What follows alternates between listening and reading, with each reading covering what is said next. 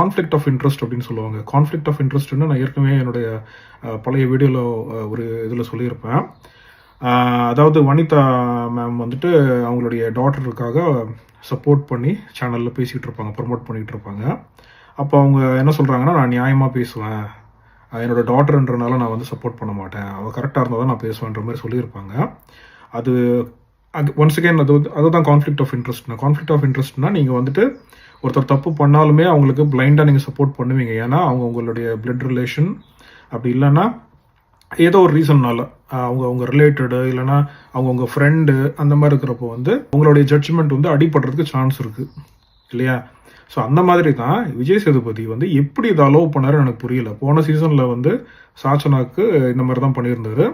So likewise பயங்கர support, சாச்சனாக்கெல்லாம் பயங்கர support. So இந்த வாட்டி பிரஜன் அண்ட் சாண்ட்ரா, அது போன வாட்டி ஒருத்தர், இந்த வாட்டி ரெண்டு பேர், அதுவும் கப்பல்.